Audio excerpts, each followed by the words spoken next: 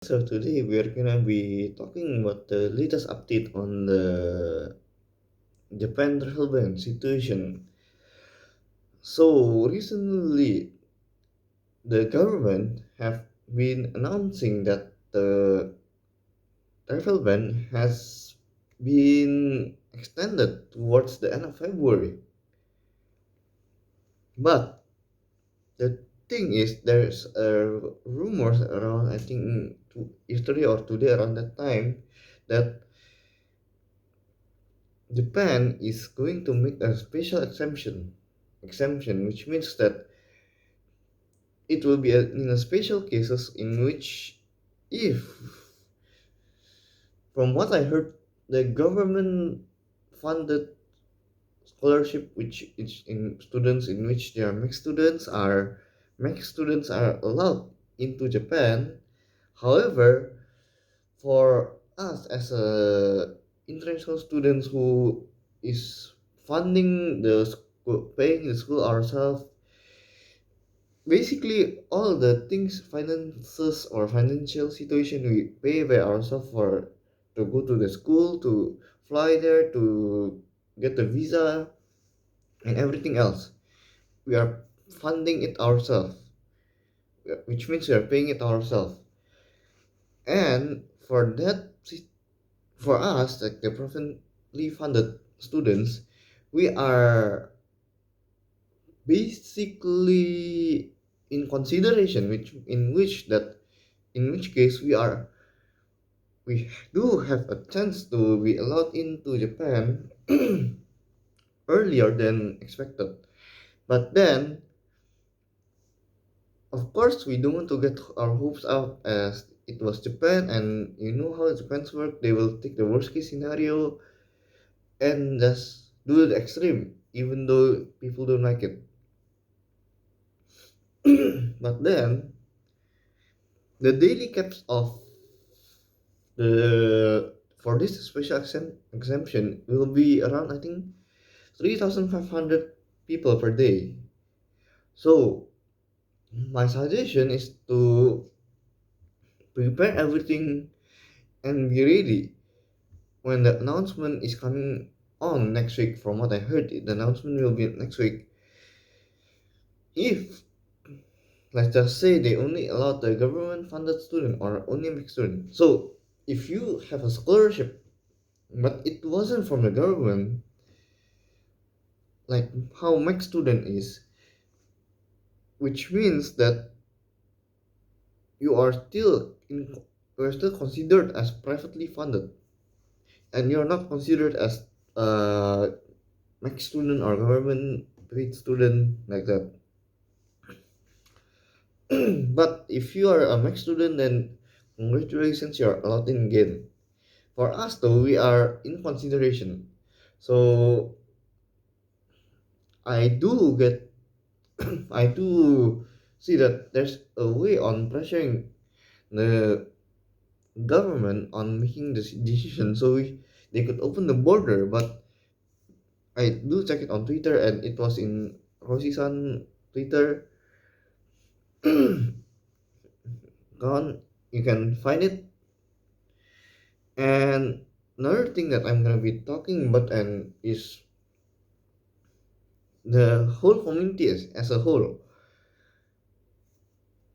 And what we can do, we can pressure the government, not by protesting, as I don't think that if we are going to protest like on the street, like on the embassy, I don't really see it happening, because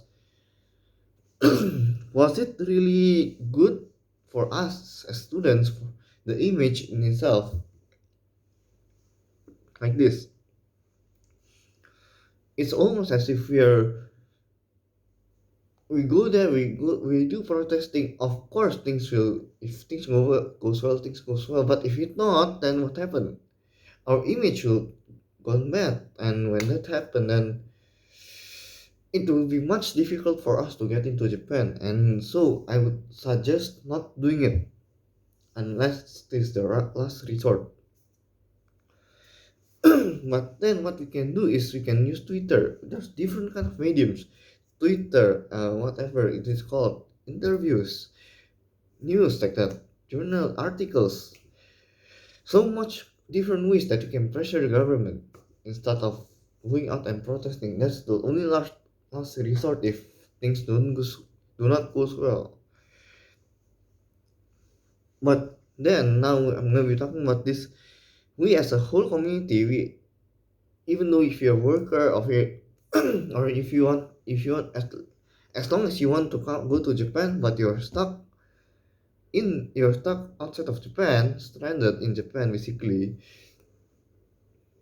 stranded out of Japan, I would say. I'm sorry for the wrong thing, thing I said.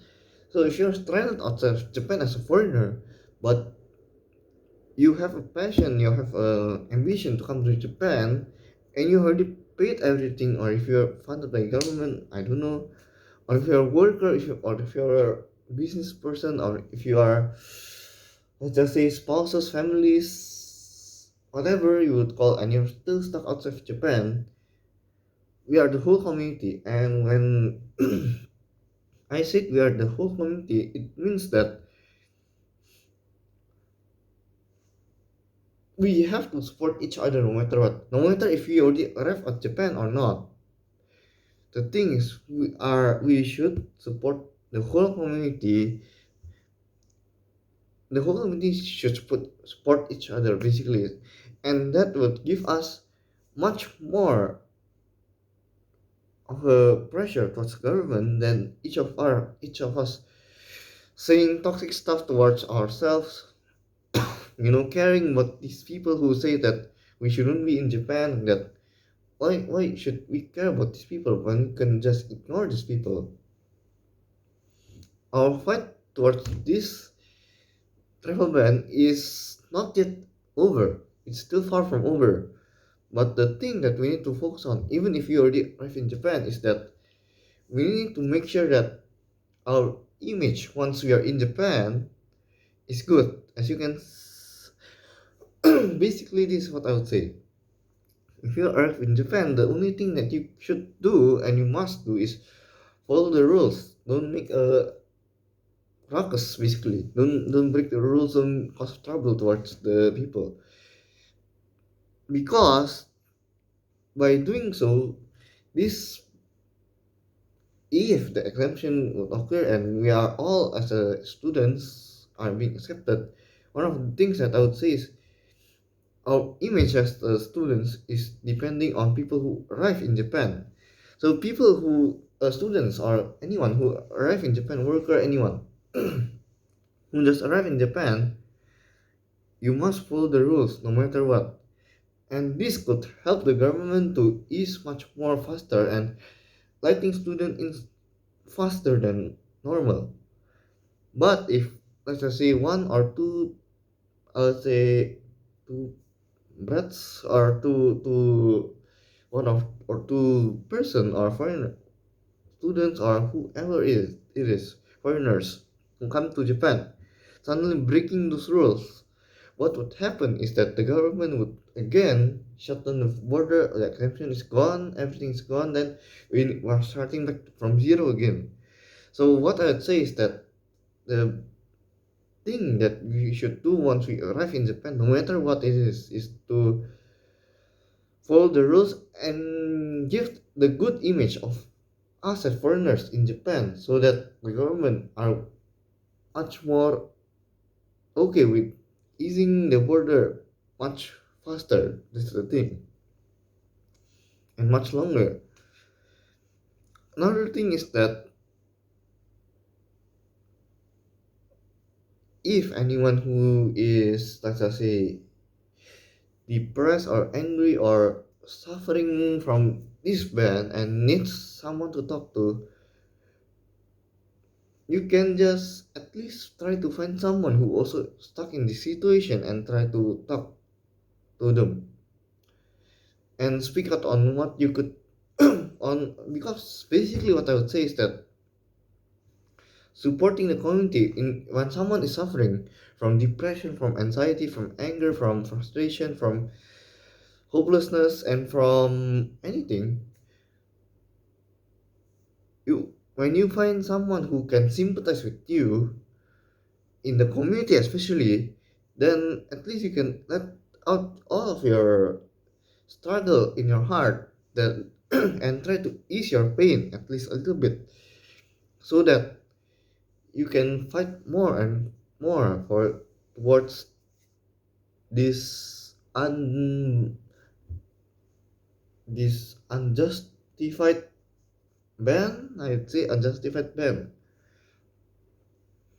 And lastly, I would say is that towards the government of Japan, towards the parliament, towards the people who who is going to be deciding on whether we should allow international on whether you should allow international students all the international students regarding our of their scholarship or whatever in or not. I would say this: if you guys have a children or if you guys have a child,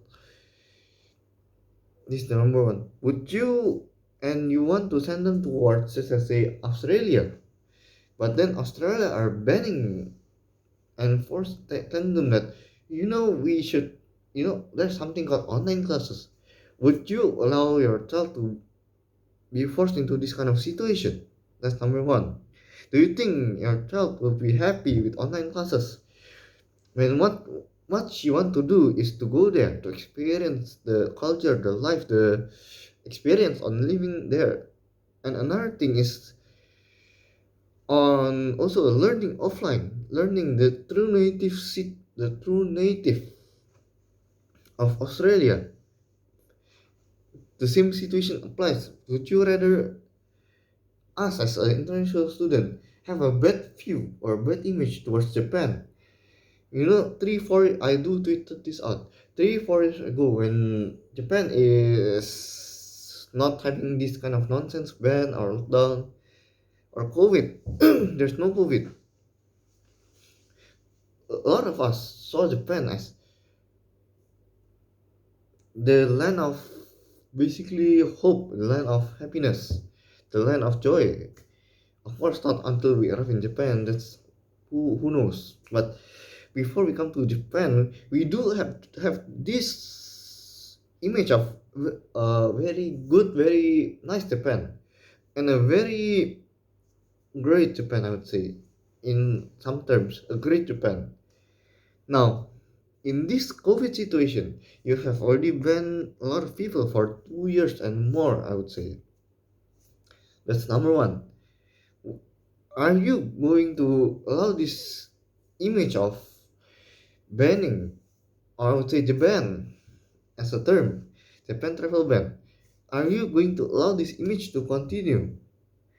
And number two, if you are allowing this image to continue, which means that you are ruining your own country. That's the important part. You're ruining your own country. I'm gonna say this one thing. If you are not allowing these students in, which means that there will be less labor or less people to apply for jobs in Japan, which means that businesses will be much more struggling on producing stuff, producing things that Japanese citizen needed for daily life. And not only that, your economy will drastically decrease. Now it's already declining. You will decline more. And when that happens, the prices of food and things in Japan will rise drastically, which causes Japanese citizen to be suffering also, as they couldn't buy a lot of stuff, daily stuff that needed, because it's much more expensive than it is. Are you going to let your citizens suffer, your country suffer, your economic suffer, your people suffer, us as a foreigner suffer too, and ruin our careers also, and ruining the Japanese citizen future, especially the next generation, especially. That's number one. Number two, by banning us, what are you gaining? What are you trying to gain your approval rate? Because one of the thing that I would say is continuing this ban, only allowing student in will not improve your approval rate of being a prime minister or whatever it is. Instead, it will create a bad image in the future. And now, as much more Japanese citizen realizing that this is unfair, this system is unfair, this is not justifiable. And lastly, I would say is a lot of us are, as you can see, when South Korea are not banning the foreigners to come into Japan to study, what would happen is South Korea become much more prosperous than Japan. Are you allowing that to happen? As you can see, you are both a rival country. One is before, I would say one is not as both country are equal. Both country are really good. But now, what I would see in my eyes is Japan slowly sinking like a ship, while South Korea are gaining their fame. They're gaining their popularity. They are going towards the future. They are building a country that is untouchable by Japan. Well, you as a you as Japan, I would say, are slowly sinking like a ship. You are being looked upon like China, like North Korea. Are you willing to go as low as that, or are you going to start chasing South Korea again and try to overtake them? That's the last thing I would say. And yeah, that's it for now, guys. Hopefully, you guys like this video, subscribe, and share this video. And comment on your opinion on whether if this rumor would happen or whatever it is. But I would not expect anything other than what Japan would usually do. But even if I'm not expecting anything, I I will increase my hope again towards the future or towards next week, whether they will open or not. I would hope that Japan will open next week, but I do not expect anything from Japan. And that's it for now, guys. See you guys next time. Bye bye.